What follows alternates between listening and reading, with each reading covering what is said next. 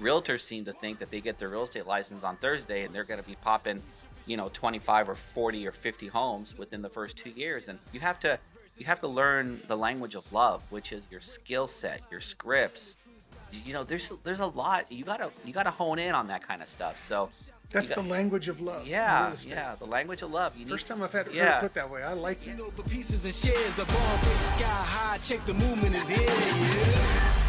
Yeah, yeah. It's one heart, one shot. Now the future is yours. Go.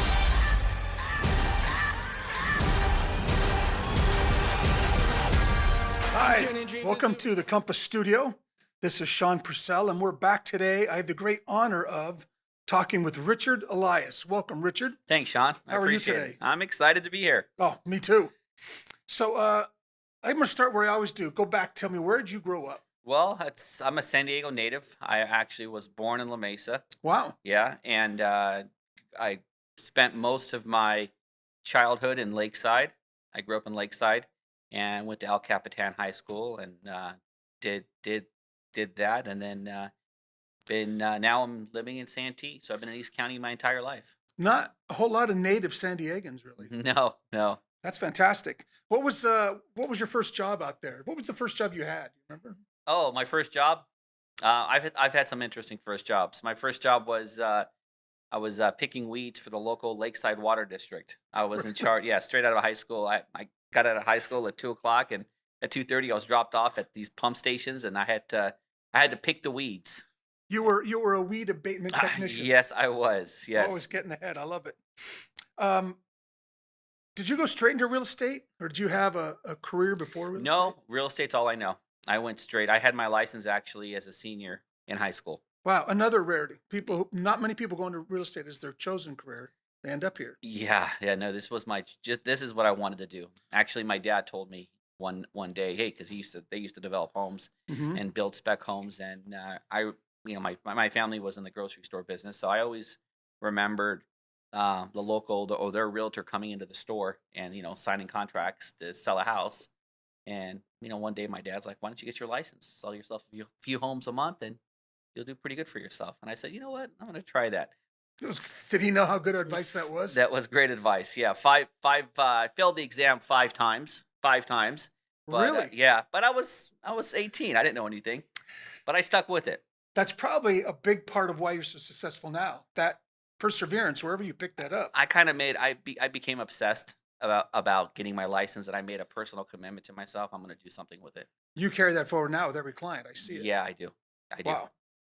What is the best part about being a real estate agent?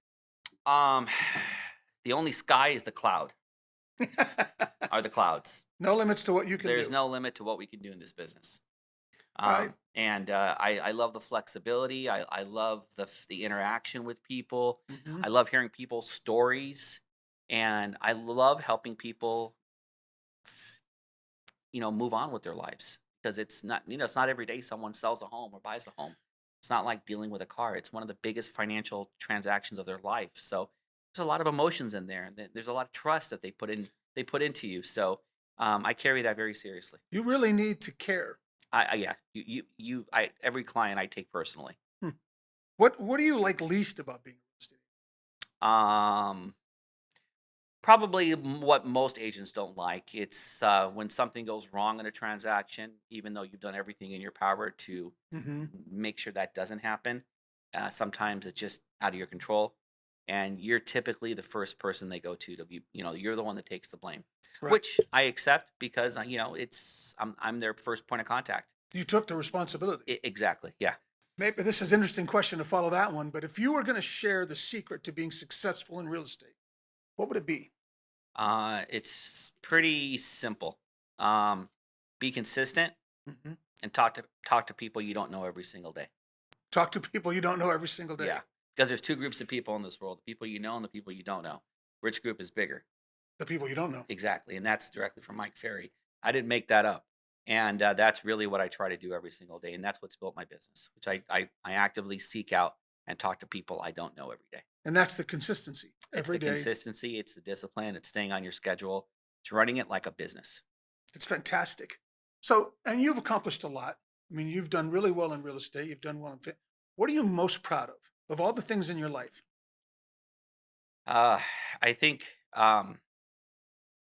there's a lot of them, but I think the one thing I'm most proud of is the ability for me to set a good example for my boys. Mm. That I get up every morning after almost 30 years now in the business, and I'm, you know, pre-COVID, I'm in the office at 7:30, 7:45 in the morning, and I'm letting them know that in life you have to work, and you can't just sit back and wait for stuff to happen. You have to go out there and get it. So hopefully that's the one thing that I'm doing, and I'm setting the example for my boys. Of all the things you've accomplished, that's a great one to be proud of. Yeah. I want Wow, I like that a lot. Um, what's your craziest or funniest real estate story? And this is a family show, so keep that in mind. funniest, craziest story is when I was working at Realty World. Um, Still trying to, because I had to make. I just purchased my first car with my first car payment. It was a Toyota Camry. It was $279 a month. And my dad said, if you want to make these payments, I'm not going to make these payments. You need to make these payments. So I was Mhm, working as a busboy at Carlos Murphy's. Remember Carlos mhm. Murphy's in Yeah. Grossmont Center? Yep. I was working as a bus boy, and I still had my real estate license. And during the day, I was out seeking out for sale by owners. Hmm. Didn't know anything about how to get them, but I just showed up at the door, and whatever script I had, I used at the time. And I ended up listing a home by I remember the street name. It was up in Fletcher Hills, and off what was that street name? Anyway, it was owned by Rocky Chilco. You know the Chilco family? Right. Yeah. Right. So they built most of that hill up there, which has Hmm. crack slabs and stuff like that. And I went up in there and I said, "Listen, I'm the best agent in the county. I played the top producer role like everyone does, and I sell this many homes and blah blah blah." I end up getting the listing, and one night I'm bussing tables, and I look and there's Rocky Choco and his family coming into the restaurant to eat, and I almost froze, and I said I went to my manager Ron at the time, and I'm like, Ron, I can't go out there and bust tables. These guys think I'm the number one agent in the county, and here I am busting tables. So he basically he kept me in the back. I did dishes. It was a very humbling experience, Hmm. and after that time, I made a decision that I need to quit. Can't be both. I can't do both. So I put all my eggs in one basket, and I went full speed on real estate. You sold that home? Sold a home, and they've been long time past clients since then. That's that would be so funny. Yeah, Hey, I'm selling your home, but let me get those dishes for you. yeah. It wasn't going to work anymore. Have you had a client? Well, you probably have, but think of the client that has most touched your heart, that's impacted you and your business. Do you have anybody like that? I have a lot of clients, like that have really impacted my business, and I've learned a lot from them. Hmm. Um, and I can't think of one. They've all contributed to how I run my business today, because Each time. I learn from each client as far as Hmm. how I should interact, what I should say, how I should treat them. So it's I'm constantly learning, and 30 years in. yeah, no, shit, I'm still probably. I'd like to think I'd like to think that I know a little bit, but I still every day I'm a little dumber, and I need to get smarter.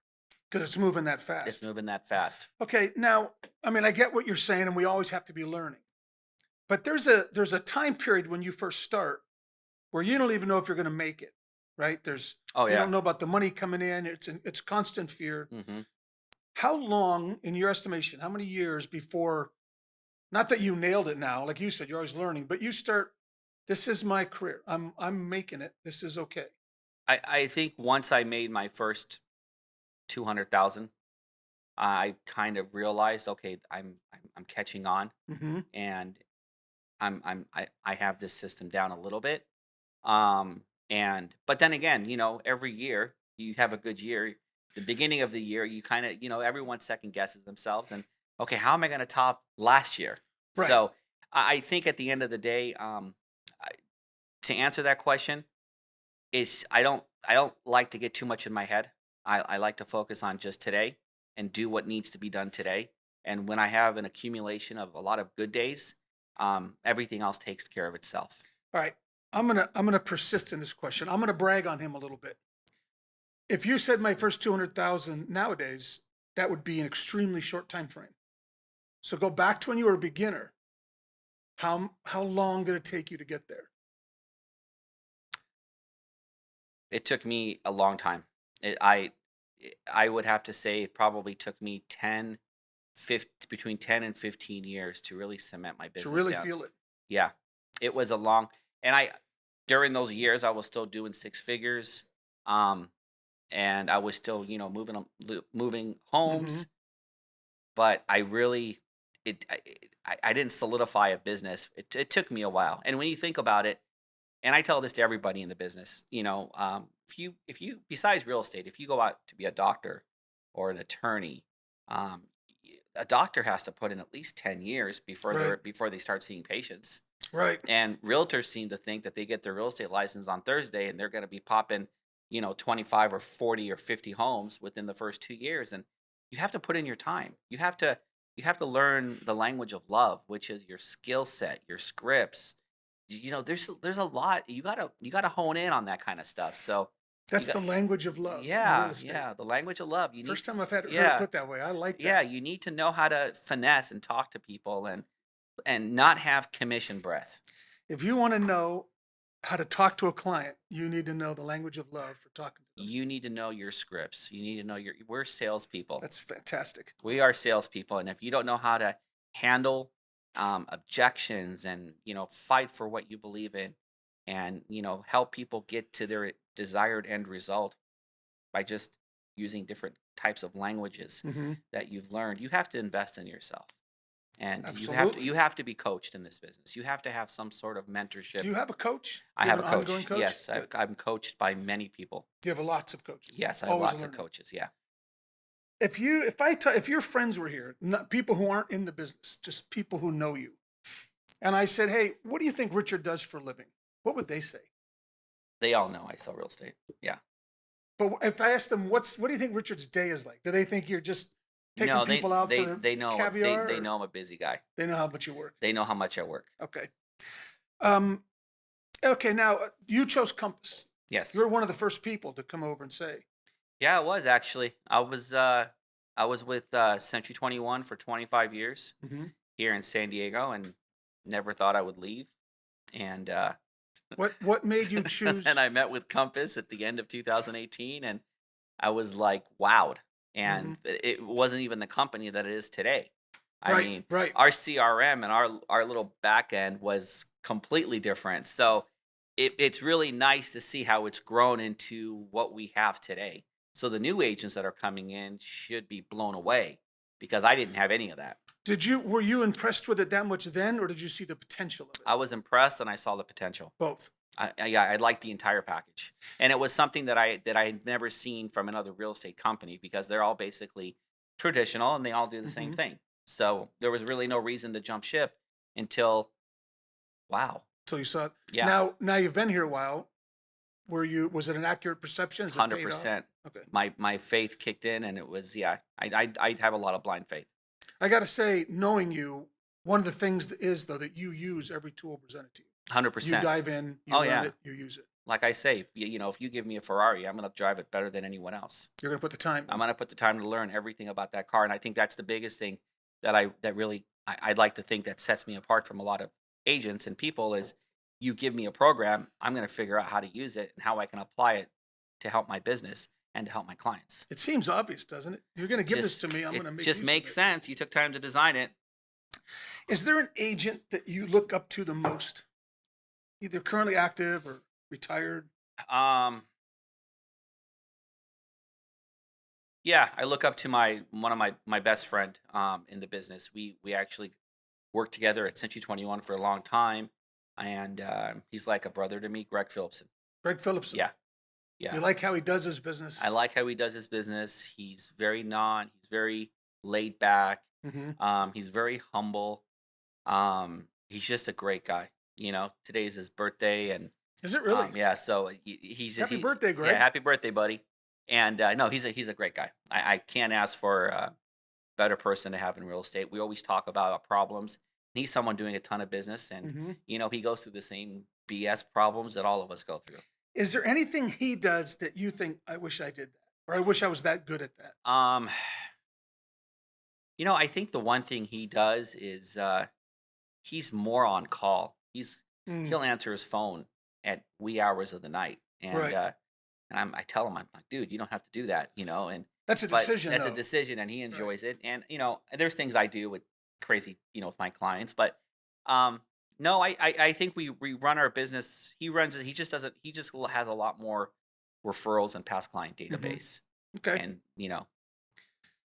What is one of my favorite questions. What is a public perception of real estate agents that you know to be untrue?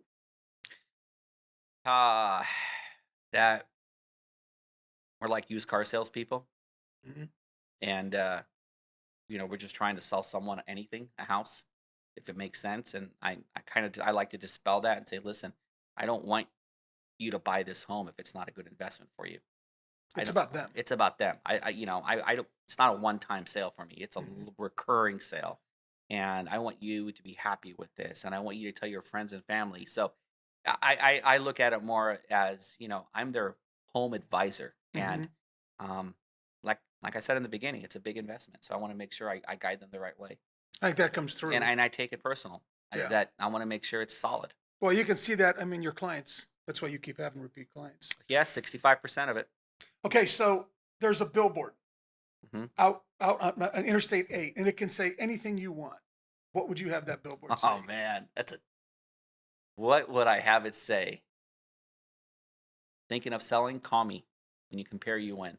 When you compare, you win. If you knew you could not fail, what project would you take on right In any industry, now? Anything. financial advisor, cryptocurrencies. Yeah, yeah. I Cryptocurrencies. want to. Yeah, I was going to say, if you don't know off the top of your head, you're probably in the one place that you want to yeah, be no matter what. yeah. That's tough because I can't see myself doing anything else. All right. You could have dinner with any three people, living or dead. Who would they be and why? Any three people, living or dead. Um, Steve Jobs. Hmm. Um, Michael Jordan. And Warren Buffett.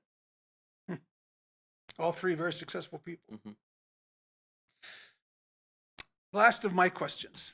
As a coach, I often say to people, the most important words in the world are any words that follow I am. I want you to complete that sentence. I am Great salesperson. a great salesperson. Okay, I'm going to wrap it up, Richard, with the 10 questions that I ask everybody. I stole from Inside the Actor Studio. Okay. Okay. What is your favorite word? Yes. What is your least favorite word? I can't. What sound or noise do you love? What sound? Laughter. What sound or noise do you hate? Whining.